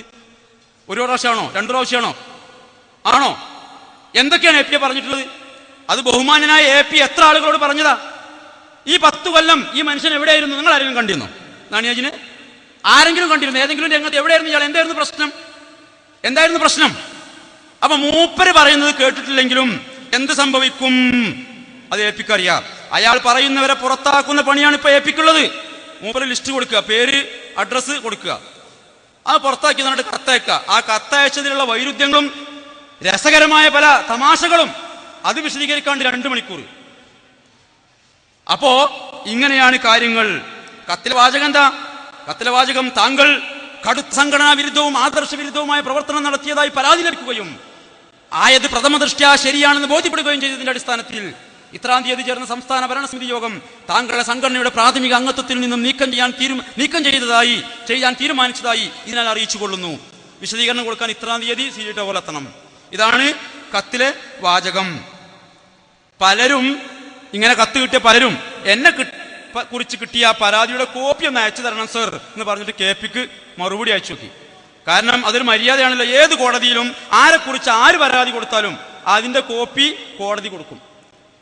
നൂറുകണക്കിന് പ്രവർത്തകരുടെയും പണ്ഡിതന്മാരുടെയും പേരിൽ പരാതി കിട്ടി ആദർശ വിരുദ്ധ പ്രവർത്തനം നടത്തിയതിന്, സംഘടനാ വിരുദ്ധ പ്രവർത്തനം നടത്തിയതിന്, എന്നിട്ട് അതിന്റെ കോപ്പി ചോദിച്ചിട്ട് ആർക്കെങ്കിലും ഒരു കോപ്പി അയച്ചു കൊടുത്തോ? എനിക്കിങ്ങനെ കത്ത് വന്നാൽ 27-28 കൊല്ലമായിട്ട് ഈ സംഘടനയിൽ പ്രവർത്തിക്കുന്ന ഞാന്, പല സ്ഥാനങ്ങളും വഹിച്ചിട്ടുള്ള ഞാന്, എന്നെ കുറിച്ചുള്ള പരാതി എന്താണെന്ന് അറിയാതെ അതിന് വിശദീകരണം കൊടുക്കാൻ പോകുമ്പോൾ ഏതൊക്കെ രേഖകളാണ് ഞാൻ കയ്യിൽ വെക്കേണ്ടതെന്ന് ഞാൻ എങ്ങനെ തീരുമാനിക്കുക? എനിക്ക് അതിന്റെ ഒരു കോപ്പി അയച്ചു തരണമെന്ന് ആവശ്യപ്പെട്ടാലെങ്കിലും അയച്ചു തന്നൂടെ? ഇനി അത് മാത്രല്ല, അയച്ചു തരാൻ സാധിക്കുമോ? എപിക്ക് സത്യസന്ധമായി അയച്ചു തരാൻ സാധിക്കുമോ? സാധിക്കൂല. താങ്കൾക്ക് ഈ ഒരു ഗതികേട് വന്നല്ലോ AP, അതിലാണ് സങ്കടം. താങ്കളെ പോലെയുള്ള ഒരാൾക്ക് ഈ ഒരു ദുരവസ്ഥ വന്നതിൽ നാണിക്കുന്നു, ലജ്ജിക്കുന്നു, ഖേദിക്കുന്നു, അത്രമാത്രമേ ഇപ്പൊ പറയുന്നുള്ളൂ. ഇനി പിന്നെ കഴിഞ്ഞ വെള്ളിയാഴ്ച പലവിധ ആരോപണങ്ങളും ഇവിടെ ഉന്നയിക്കുകയുണ്ടായി. അതുമായി ബന്ധപ്പെട്ട കാര്യങ്ങളൊക്കെ താജുദ്ദീൻ സലാഹി വിശദീകരിക്കും. ആദർശവുമായി ബന്ധപ്പെട്ട വിഷയങ്ങളൊക്കെ അല്ലേ? നമ്മുടെ PMA വഹാബ് സാർ നടന്ന് പ്രസംഗിക്കുന്നു. എന്ത്? TK അഷ്റഫ് ഭയങ്കര അധികാരമോഹിയാണ്. പിന്നെ എടത്തനാട്ടിൽ വന്നിട്ട് മൂപ്പര് പ്രസംഗിക്കുക. എന്ത്? അധികാരമില്ലാതെ ജീവിക്കാൻ കഴിയില്ല TK അഷ്റഫിന്. പറയുന്ന ആൾക്കോ ഈ PMA വഹാബിനെ കഴിഞ്ഞ സംഘടനാ പ്രശ്നത്തിൽ, മടവൂർ വിഭാഗവുമായി ഉണ്ടായ പ്രശ്നത്തിൽ നിങ്ങൾ ആരെങ്കിലും എവിടെയെങ്കിലും കണ്ടിട്ടുണ്ടോ? അന്ന് ആദർശപരമായ പ്രശ്നങ്ങളൊന്നും ഇല്ലായിരുന്നു, സംഘടനാപരമായ പ്രശ്നങ്ങളൊന്നും ഇല്ലായിരുന്നു. എവിടെയായിരുന്നു ഇയാളുടെ സംഘടനാ കൂറ്? എവിടെയായിരുന്നു ഈ വിദ്വാന്റെ ആദർശ പ്രതിബദ്ധത? കാളികാവ് മണ്ഡലത്തിലുള്ള ഒരു പ്രവർത്തകനാണ്. ISM തെരഞ്ഞെടുപ്പിൽ അവിടുത്തെ പ്രവർത്തകര് പറഞ്ഞു, ഈ മണ്ഡലത്തിൽ നിന്ന് ഇവിടുത്തെ ദഅവത്ത് പ്രവർത്തനങ്ങൾക്ക് നേതൃത്വം കൊടുക്കണം നിങ്ങൾ. അയാൾ സലഫിന്റെ ആളാണെന്ന് പറഞ്ഞിട്ട് പ്രവർത്തകർ മാറ്റി നിർത്തിയതല്ല. മൂപ്പരങ്ങനെ സലഫിന്റെ ആളുമല്ല. മോങ്ങത്ത് നടന്ന ISM ജില്ലാ സമ്മേളനത്തിൽ പ്രോഗ്രാമിലില്ലാത്ത സലഫിയെ പ്രസംഗിപ്പിക്കാൻ വേണ്ടി കോക്കസ് പല കളികളും കളിച്ചപ്പോൾ വാശി പിടിച്ച ആളാണ് PMA വഹാബ്. ആര് സമ്മതിച്ചാലും ഞാൻ സമ്മതിക്കൂല, അങ്ങനെ ഒരു കളിക്ക് എന്ന് പറഞ്ഞ് വാശി പിടിച്ച ആളാ PMA വഹാബ്. കാളികാവ് മണ്ഡലത്തിലുള്ള പ്രവർത്തകർ, മേഖലയിലുള്ള പ്രവർത്തകർ അവിടെ പിടിച്ചു വെക്കാൻ കാരണം മൂപ്പർ സ്റ്റേജിൽ മാത്രം ജീവിക്കുന്ന ഒരാളാണ്. TK അഷ്റഫിനെ കളിയാക്കിയ സഹോദരൻ സ്റ്റേജിൽ മാത്രം ജീവിക്കുന്ന ഒരാളാണ്. ക്യാമറ കണ്ടാൽ ചിരി വരുന്ന ഒരാളുടെ പേര് പറയാൻ പറഞ്ഞാൽ ധൈര്യമായിട്ട് പറയാം PMA വഹാബ്. വെറുതെ ഇരുന്ന് ചിരിക്കും, ക്യാമറ കണ്ടാൽ മതി, ആരും ചിരിക്കുന്നുണ്ടാവില്ല. പക്ഷെ ഫോട്ടോ വരുമ്പോൾ മൂപ്പർ ഇങ്ങനെ ക്ലോസപ്പിന്റെ പരസ്യം കൊടുത്ത മാതിരി ചിരിച്ചിട്ടായിരിക്കുക. ഈ രൂപത്തിലുള്ള ഒരാള് TK അഷ്റഫ് പോലെയുള്ള ആളുകളെ അധികാരമോഹി എന്ന് വിളിക്കാൻ എടത്തനാട്ടിൽ വെച്ചിട്ട് മൂപ്പര് ചോദിക്കുക. എന്താ ചോദ്യം എന്നറിയോ? എന്താ ചോദ്യം? ഷെരീഫും ഞാനേ TK അഷ്റഫും തമ്മിൽ കഴിഞ്ഞ KNM തെരഞ്ഞെടുപ്പിനോടനുബന്ധിച്ച് നടന്ന സ്വകാര്യ സംഭാഷണം അത് പുറത്തുവിടാൻ ധൈര്യമുണ്ടോ? സഹോദര, സ്വകാര്യ സംഭാഷണം പുറത്തുവിട്ടാ പിന്നെ അതിന് സ്വകാര്യം എന്ന് പറയോ? ഞാനും വഹാബും തമ്മിലുള്ള എല്ലാ സ്വകാര്യവും അനക്കും എൻ്റെ വീട്ടുകാർക്കും പറഞ്ഞൊരാളതാ ആണോ? അങ്ങനെ ഉണ്ടായിട്ടില്ല എന്നുള്ളത് വേറെ കാര്യം. അപ്പൊ എന്താണെന്നറിയോ, എൻ്റെ അടുത്ത് സംഘടനാപരമായ കുറെ രഹസ്യങ്ങളുണ്ട്, സ്വകാര്യങ്ങളുണ്ട്, അതൊക്കെ കൂടി ഞാൻ പറഞ്ഞാലുണ്ടല്ലോ എന്നൊക്കെ കേട്ടു നിൽക്കുന്ന ആളുകളെ ധരിപ്പിക്കുക, തെറ്റിദ്ധരിപ്പിക്കുക. എൻ്റെ അടുത്തുള്ള സ്വകാര്യങ്ങളൊക്കെ കൂടെ ഒന്ന് പറയാം. അതൊക്കെ ഞാനപ്പോൾ മറുപടി പറയാൻ വരണ്ട്. ഈ ആരാണെന്ന് ഞാനും, ഞാൻ ആരാണെന്ന് ഇയും നന്നായി അറിയും കേട്ടോ. വെറുതെ കുപ്പ തോണ്ടാൻ നിൽക്കരുത്. ഇനി അങ്ങനെ സ്വകാര്യം പറഞ്ഞു എന്ന് വിചാരിക്കുക. കഴിഞ്ഞ ഇലക്ഷനോടനുബന്ധിച്ച് AP അബ്ദുൽ ഖാദർ മൗലവി കഴിഞ്ഞ സംഘടനാ തെരഞ്ഞെടുപ്പിനോടനുബന്ധിച്ച് വോട്ട് പിടിച്ചത് ഇല്ലാന്ന് നിഷേധിക്കാൻ എനിക്ക് പറ്റുമോ? ഞാൻ തെളിവ് തരാം. AP അബ്ദുൽ ഖാദർ മൗലവി കഴിഞ്ഞ സംഘടനാ തെരഞ്ഞെടുപ്പിനോടനുബന്ധിച്ച് വോട്ട് പിടിച്ചത്, ഇലക്ഷൻ വർക്ക് നടത്തിയത് എന്റെ സുഹൃത്ത് വഹാബിന് നിഷേധിക്കാൻ സാധിക്കുമോ? നിഷേധിക്ക്, അപ്പൊ തെളിവ് തരാം. പിന്നെ കഴിഞ്ഞതിന് മുമ്പത്തെ സംഘടനാ തെരഞ്ഞെടുപ്പുമായി ബന്ധപ്പെട്ട്, ഈ ടേമിലല്ല അതിന്റെ മുമ്പത്തെ, PK ഇസ്മായിൽ എഞ്ചിനീയർ എന്നോട് പറഞ്ഞ സ്വകാര്യം അത് പരസ്യപ്പെടുത്താൻ വഹാബിന് ധൈര്യം ഉണ്ടോ? ഇസ്മായിലിനോടൊന്ന് ചോദിച്ചതാ, സ്വകാര്യം പറഞ്ഞിട്ടുണ്ടോ ഇല്ലേ? ഷെരീഫ് അതിന് പറഞ്ഞ മറുപടി എന്താണ്? ഷെരീഫ് അങ്ങനെ പറഞ്ഞിട്ടുണ്ടോ ഇല്ലേ? ഇല്ല എന്ന് പറഞ്ഞാൽ വ്യക്തിപരമായിട്ടോ അല്ലെങ്കിൽ സ്റ്റേജിൽ വെച്ചിട്ടോ നേർക്ക് നേരെ പറഞ്ഞാലും മതി. അപ്പൊ തെളിവ് ഞാൻ തരാം. CD ടവറിൽ വെച്ച് 2010 ഈസ്റ്റ് ജില്ലയിലെ പ്രധാനപ്പെട്ട കുറച്ച് പ്രവർത്തകരെ, പണ്ഡിതന്മാരെ ഒക്കെ വിളിച്ചു വരുത്തിയ ഒരു യോഗത്തിൽ PK ഇസ്മായിൽ എഞ്ചിനീയർ എന്നോട് പറഞ്ഞ സ്വകാര്യം അത് സലഫിയുമായി ബന്ധപ്പെട്ടതായതുകൊണ്ട് സലഫിയെ ഇരുത്തി ഞാനത് വിശദീകരിച്ചിട്ടുണ്ട്. സലഫി കേട്ടിട്ടുണ്ട്, മറുപടി പറഞ്ഞിട്ടില്ല. ഇസ്മായിൽ എഞ്ചിനീയറോട് ചോദിക്ക്, വഹാബ് സാറ് ചോദിക്ക്, എന്നിട്ട് മറുപടി പറയും. ആ സ്വകാര്യവും പരസ്യപ്പെടുത്താൻ ഉള്ള ഒരു ധൈര്യം കാണിച്ചിട്ട് പോരെ ഞാനും അഷ്റഫും തമ്മിൽ സംസാരിച്ചത്, പുറത്തു വിടുമോ എന്നൊക്കെ ചോദിക്കാൻ. പിന്നെ വഹാബ് പറഞ്ഞു, ഫർണിച്ചർ മോഷണം പോയി ഇസ്ലാമിക് ക്യാമ്പസിൽ നിന്ന്. ഷാജഹാൻ അതുമായി ബന്ധപ്പെട്ട് പറഞ്ഞോന്ന് എനിക്കറിയില്ല. ഫർണിച്ചർ മോഷ്ടിച്ചാലോ ആര്? ഇവിടെയുള്ള പ്രവർത്തകര്, മഞ്ചേരിയിലുള്ള പ്രവർത്തകര്. അതൊക്കെ അവനവന്റെ പണി അവനാൻ പറയാ കേട്ടോ. സ്വന്തക്കാരുടെ സ്വഭാവം വിളിച്ചു പറയണ്ട.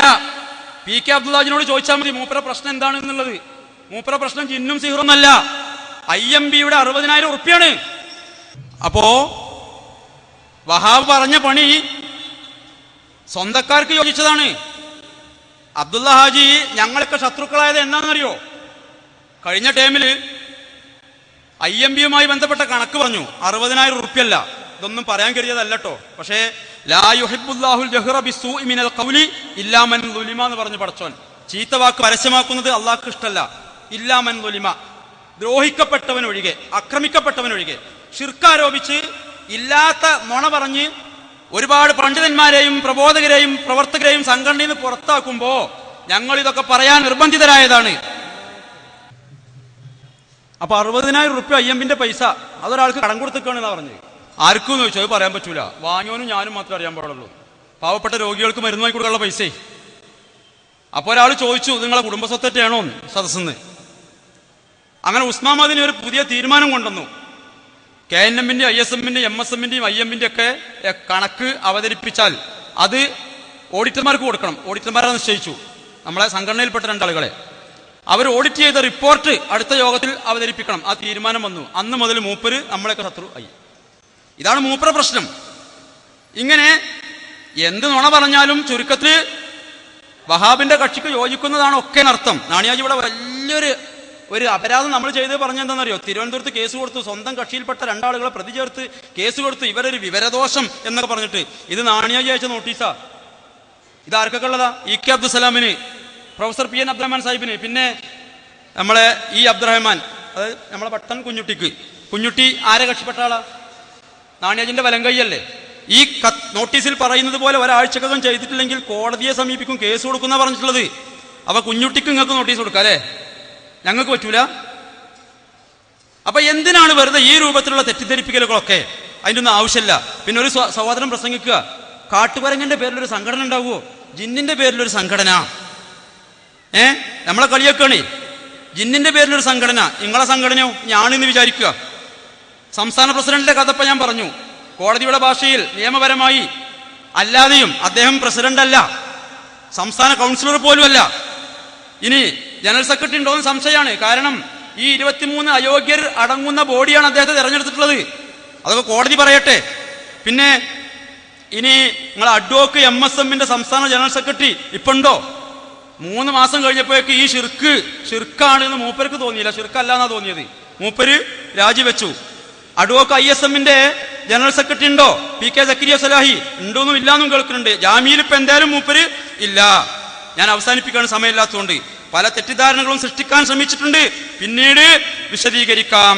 നാണിയാജി ഇവിടെ പറഞ്ഞത് പല പ്രാവശ്യം ഉസ്മാൻ മദനിയുമായി ബന്ധപ്പെട്ടു. ഒത്തൊരുമിച്ച് പോകാനുള്ള സമവായത്തിനുള്ള എല്ലാ ശ്രമങ്ങളും ഞാൻ നടത്തി, പക്ഷേ സമ്മതിച്ചില്ല എന്നാ. എങ്ങനെ സമ്മതിക്കുക? മൂപ്പർക്ക് എന്താ വേണ്ടത്? ഉസ്മാൻ മദനിനെ ഔട്ടാക്കണം. മൂപ്പര് വിചാരിച്ച എല്ലാവരും ഔട്ടാക്കണം.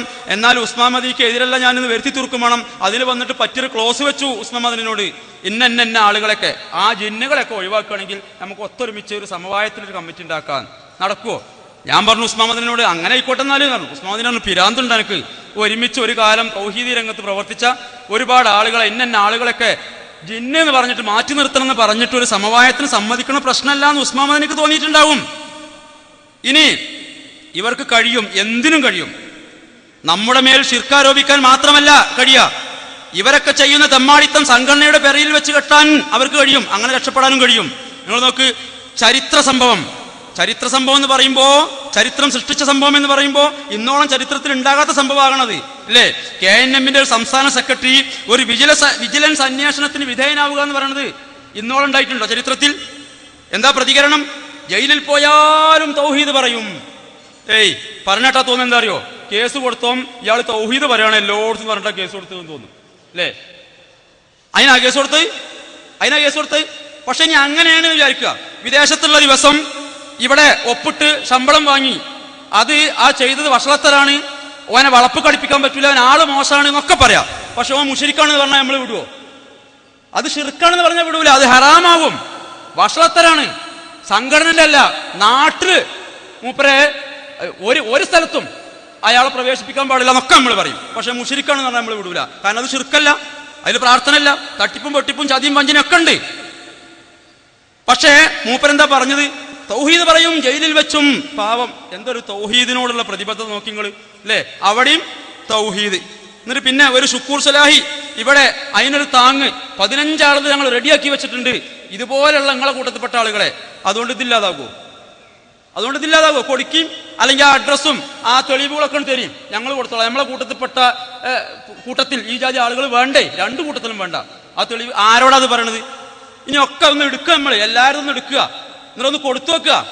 ആർക്കാ മുൻതൂക്കം കിട്ടുക നമുക്ക് നോക്കാലോ. അത് 2 ടീമിനെയും നോക്കിയാൽ ഏറെക്കുറെ നാട്ടുകാർക്കും രാഷ്ട്രീയക്കാർക്കും ഒക്കെ ബോധ്യമായിട്ടുണ്ട്. കഴിഞ്ഞ 2 മാസം മുമ്പ് വയനാട് നടന്ന മുസ്ലിം യൂത്ത് ലീഗിന്റെ സംസ്ഥാന നിർവാഹക സമിതി യോഗം അവര് പാസാക്കിയ ഐക്യകണ്ഠേന പാസാക്കിയ പ്രമേയം എന്താ നിങ്ങൾ വായിച്ചിട്ടുണ്ട് പത്രത്തിൽ. അവർക്ക് വരെ മനസ്സിലായിട്ടുണ്ട് ഇതൊക്കെ എന്താണ് ഈ ജിന്നും ഈ ഷീറും ഈ വിവാദമൊക്കെ എന്നുള്ളത്. ഇനി അവിടെയും തൗഹീദ്. മൂപ്പര് യൂസുഫ് നബി ആകാൻ ശ്രമിക്കുക, ജയിലിൽ കിടന്നാലും തൗഹീദ് പറയും. ജയിൽ പുള്ളികൾക്ക് തൗഹീദ് പറയാനേ ജയിൽ ശിക്ഷ അനുഭവിക്കൊന്നും വേണ്ട. അതിന് ഇന്ത്യ രാജ്യത്ത് വേറെ പല മാർഗങ്ങളുണ്ട്. തൗഹീദ് പറയല്ലേ വേണ്ടത്, ജയിൽ പുള്ളികൾക്ക് തൗഹീദ് എത്തിച്ചു കൊടുക്കല്ലേ വേണ്ടത്. അതിനെന്തെല്ലാം നല്ല സംവിധാനങ്ങളുണ്ട്. അതിന് ഞാനൊരു ജയിൽ പുള്ളിയാകണോ? അതിന്റെ ആവശ്യമില്ലല്ലോ. ഇനി അതുപോലെ 14/4/2013 സമുദായ നേതാവ് വഞ്ചിച്ചതായി പരാതി എന്ന് പറഞ്ഞിട്ട് ഒരു പെണ്ണ് പത്രസമ്മേളനം നടത്തിയത് നമ്മൾ പത്രങ്ങളിൽ വായിച്ചു. പ്രതികരണം എന്താ? ഞാനടക്കമുള്ള വിഭാഗത്തെ പ്രസ്ഥാനത്തെ തേജോവധം ചെയ്യാൻ നടത്തിയ ഗൂഢശ്രമത്തിന്റെ ഭാഗമാണ് എന്നാ. അതും സംഘടനന്റെ പെരടിയിൽ. പാവം KNM അല്ലേ? APക്ക് പരാതി കിട്ടി നമ്മളെ പറ്റിയൊക്കെ സംഘടനാ വിരുദ്ധവും ആദർശ വിരുദ്ധവുമായ പ്രവർത്തനം നടത്തി എന്നുള്ളതിന്. ഉടനെ മൂപ്പർക്കത് പ്രഥമ ദൃഷ്ട്യാ APക്ക് ബോധ്യപ്പെട്ടു, ഉടനെ പുറത്താക്കി. എന്നാൽ നാണിയാജിയെ കുറിച്ച് AP നിങ്ങൾക്ക് ഒരു പരാതിയും കിട്ടിയിട്ടില്ലേ? അബ്ദുറഹ്മാൻ സൽഫിയെ കുറിച്ച് പ്രിയപ്പെട്ട AP നിങ്ങൾക്ക് ഒരു പരാതിയും കിട്ടിയിട്ടില്ലേ? ഡസൻ കണക്കിന് പരാതികൾ ഞാൻ വായിക്കാലോ ഇവിടെ കൊണ്ടുവന്നിട്ട്, നാട്ടുകാർ കൊടുത്തതും പ്രവർത്തകർ കൊടുത്തതും ഒക്കെ. എന്നിട്ട് എന്റെ ഒരു അന്വേഷണവും പുറത്താക്കലും ഇല്ലാത്തത് എന്ത് പറ്റി? എന്ത് നടപടി എടുത്തു? കരുവള്ളി വന്നിട്ടില്ലേ നിങ്ങൾക്ക് പരാതി? കരുവള്ളി മുഹമ്മദ് മൗലവി വന്നിട്ടില്ലേ? എന്ത് നടപടി എടുത്തു നിങ്ങൾ? പരാതി കിട്ടിയിട്ടില്ല എന്ന് AP പറയോ? പറയട്ടെ, അപ്പൊ വായിക്കാം. എല്ലാ പരാതിന്റെ കോപ്പിയും കൊണ്ടുവന്നിട്ട് അപ്പോ വായിക്കുക. വരുത്തരുത് അതിനൊന്നും ദയവ് ചെയ്ത്. നിങ്ങളുടെ ഈ കള്ളക്കളികൾ മറച്ചു വെക്കാൻ അതിനുവേണ്ടി PN അബ്ദുൽ ലത്തീഫ് മദനിയെ പോലെയുള്ള ആളുകളെ കുറിച്ച് സാമ്പത്തിക അഴിമതി ആരോപിക്കുന്നവർ മനസ്സിലാക്കണം. പറയാനുള്ളത് മുഴുവൻ പറഞ്ഞാൽ വലിയ രസം ഉണ്ടാവില്ല. കുപ്പ തോണ്ടരുത്, ഓട് കാണും എന്ന് മാത്രമേ ഈ സമയത്ത് പറയാൻ ഉദ്ദേശിക്കുന്നുള്ളൂ, വിശദീകരിക്കുന്നില്ല. യാതൊരു തെളിവുമില്ലാതെ ഈ രൂപത്തിൽ പ്രചരിപ്പിക്കുമ്പോൾ നേതാക്കളോട് വിനയപൂർവം പറയാനുള്ളത്, നിങ്ങളുടെ കയ്യിലുള്ളത് ഏറ്റവും വലിയൊരു അമാനത്താണ്, അത് നിങ്ങൾ സൂക്ഷിക്കണം. അള്ളാഹുവിന്റെ ശിക്ഷയെ നിങ്ങൾ ഭയപ്പെടണം. ഇൻഷാ അല്ലാഹ് നമുക്ക് വിശദീകരിക്കാം, മറുപടി ഉണ്ടാകുമെന്ന് പ്രതീക്ഷിക്കുന്നു. നമുക്ക് വിശദീകരിക്കാം. ഈ പറഞ്ഞ ഞാൻ സൂചിപ്പിച്ചു പോയ ഓരോ കാര്യങ്ങളും മണിക്കൂറുകൾ വിശദീകരിക്കേണ്ടതാണ് അല്ലേ? കഴിഞ്ഞ സംഘടനാ തെരഞ്ഞെടുപ്പിനോടനുബന്ധിച്ചുണ്ടായ കള്ളത്തരങ്ങൾ ISMലും MSMലും പെട്ട ആളുകൾ നേതൃസ്ഥാനത്ത് വരാൻ പാടില്ല, ക്ലോസ് ആണ്. എന്നിട്ട് ഡോക്ടർ സുൽഫിക്കർ അലിയോ ISMന്റെ ആരായിരുന്നു? മൂപ്പര് സംസ്ഥാന വൈസ് പ്രസിഡന്റ് ആയിരുന്നു. വന്നു നോക്കുമ്പോൾ KNMന്റെ സംസ്ഥാന സെക്രട്ടറിയാ. പിന്നെ പാനൽ അവതരിപ്പിക്കേണ്ടി വന്നാൽ അവതരിപ്പിക്കുന്നവനും പിന്താങ്ങുന്നവനും പാനലിൽ ഉണ്ടാകാൻ പാടില്ല. അതിന്റെ പേരിലാണ് ഒതായിലൊക്കെ പ്രശ്നം ഉണ്ടായത്. സംസ്ഥാന തെരഞ്ഞെടുപ്പിൽ പാനൽ അവതരിപ്പിച്ചതാരാ? M മുഹമ്മദ് മദനി. പിന്താങ്ങിയതാരാ? PP ഉണ്ണിക്കുട്ടി മൗലവി. രണ്ടാളും സംസ്ഥാന കമ്മിറ്റിയിലുണ്ട്. അത് അവർക്ക് ബാധകമല്ല. ഈ രൂപത്തിലുള്ള കള്ളത്തരങ്ങൾ പലതും ചെയ്ത് പ്രവർത്തകരെ വേദനിച്ച് തമ്മിലടിപ്പിച്ച് അല്ലേ, വാപ്പി മകനും തമ്മിൽ കേസ് തമ്മിൽ തെറ്റി, ഭാര്യയും ഭർത്താവും കോടതികളിലും പോലീസ് സ്റ്റേഷനുകളിലും പരാതികൾ. പക്ഷേ ഒരു കേസ് വന്നപ്പോ ജയിലിൽ കടന്നു പറയും, ഒന്ന് അനുഭവിക്കുക. ഇതൊക്കെ അള്ളാന്റെ പണിയാണ്. കാര്യങ്ങൾ എന്നാൽ നമുക്ക് വിശദമായിട്ട് പറയാൻ ഞാൻ ഇപ്പോ അവസാനം സഹോദരന്മാരോട് സൂചിപ്പിക്കാനുള്ള എന്തെന്നറിയോ? പറഞ്ഞിട്ടില്ല, വാക്ക് കടിച്ചിട്ടില്ല. നിങ്ങളെയൊക്കെ പേടിച്ചിട്ടാ പറയാത്തത്. പറയണോ ജനങ്ങളെ കേൾപ്പിക്കണോ? ചിന്തിക്കുന്ന ഒരുപാട് ആളുകൾ ഈ സദസ്സിലുണ്ടായിരിക്കും. പക്ഷേ തീരെ പറയാതിരുന്നാൽ ആധിപത്യം വാഴുന്ന ഒരു ദുരവസ്ഥ നമ്മുടെ പ്രസ്ഥാനത്തെ സംബന്ധിച്ചിടത്തോളം ഇപ്പോൾ തന്നെ ഉണ്ടായി, ഇനിയും അത് തുടരും. അത് അനുവദിച്ചുകൂടാ. ഒരുപാട് കാര്യങ്ങൾ ഇൻഷാ അല്ലാഹ് നമുക്ക് വിശദീകരിക്കാം. ഞാൻ അവസാനിപ്പിക്കുകയാണ്. മറുപടി പറയണം, പറഞ്ഞാൽ വീണ്ടും നമുക്ക് വിശദീകരിക്കാം എന്ന് മാത്രം ഓർമ്മപ്പെടുത്തിക്കൊണ്ട് ഞാൻ എന്റെ വാക്കുകൾ അവസാനിപ്പിക്കുന്നു. താജുദ്ദീൻ സലാഹിയുടെ പ്രഭാഷണം തീരുന്നതുവരെ അതാണ് പ്രധാനപ്പെട്ട വിഷയം. നമ്മൾ ഈ വക കള്ളത്തരങ്ങളും ചതിയും വഞ്ചനയും ഒക്കെ ഉണ്ടായിട്ടും ഇതുവരെ ഇതൊന്നും പറയാതിരുന്നത് എന്താണെന്നറിയോ? അതിന്റെയൊക്കെ പേരിലാണ് ഈ പ്രശ്നം ജനങ്ങൾ തെറ്റിദ്ധരിക്കരുതെന്ന് വിചാരിച്ചിട്ടാ. അടിസ്ഥാനപരമായ പ്രശ്നം, ആദർശപരമായ പ്രശ്നം ആദ്യം മനസ്സിലാക്കട്ടെ, അതിനുശേഷം മതി ബാക്കിയുള്ള കാര്യങ്ങൾ എന്ന് വിചാരിച്ചിട്ടാണ്. ഇൻഷാ അല്ലാഹ് ഇനി നമുക്ക് സംഘടനാപരമായ വിശദീകരണങ്ങളിലേക്കും അല്പാൽപമായിട്ട് ഇറങ്ങാം, അത് തുടങ്ങാം എന്ന് മാത്രം ഓർമ്മപ്പെടുത്തിക്കൊണ്ട് അള്ളാഹു എല്ലാം കേൾക്കാനും സത്യം അംഗീകരിക്കാനും അത് പ്രചരിപ്പിക്കാനുമുള്ള തൗഫീക്ക് നമുക്ക് ഏവർക്കും നൽകുമാറാകട്ടെ എന്ന് ആത്മാർത്ഥമായി പ്രാർത്ഥിച്ചുകൊണ്ട് ഞാൻ അവസാനിപ്പിക്കുകയാണ്. ഇത്രയും പറഞ്ഞത് നിർബന്ധിതാവസ്ഥയിൽ പറഞ്ഞു പോയതാണ്. അള്ളാഹു അത് അനുവദിച്ചിട്ടുണ്ട്. ഞാൻ ഓതി ആയത്ത് നിങ്ങൾക്കറിയാം. ലാ യുഹിബ്ബുല്ലാഹു ദ്രോഹിക്കപ്പെട്ടവനൊഴികെ ചീത്തവാക്ക് പരസ്യപ്പെടുത്തുന്നത് അള്ളാഹുവിന് ഇഷ്ടമല്ല. ദ്രോഹിക്കപ്പെട്ടവൻ അള്ളാഹു അത് അനുവദിച്ചിട്ടുണ്ട്. അനുവദിക്കാനുള്ള കാരണം ഇതൊക്കെയാണ്. കാരണം തീരെ പറഞ്ഞിട്ടില്ലെങ്കിൽ ഏറ്റവും വലിയ അപകടകരമായ അവസ്ഥയാണ് നമ്മുടെ നാട്ടിൽ നിലനിൽക്കുക. അതുകൊണ്ട് തന്നെ അല്പം കാര്യങ്ങൾ വിശദീകരിച്ചു. വേണ്ടി വന്നാൽ നമുക്ക് ഇനിയും പറയാം. അള്ളാഹു നമ്മെ അനുഗ്രഹിക്കുമാറാകട്ടെ. സത്യത്തിന്റെ കൂടെ നിൽക്കാനും അത് പ്രചരിപ്പിക്കാനും അത് ഉൾക്കൊണ്ടുകൊണ്ട് മരണം വരെ ജീവിക്കാനുമുള്ള തൗഫീക്ക് നൽകി നാഥൻ നമ്മെ ഏവരെയും അനുഗ്രഹിക്കുമാറാകട്ടെ. അനിൽ ഹംദുലില്ലാഹി റബ്ബിൽ ആലമീൻ. അസ്സലാമു അലൈക്കും വറഹ്മത്തുള്ളാഹി.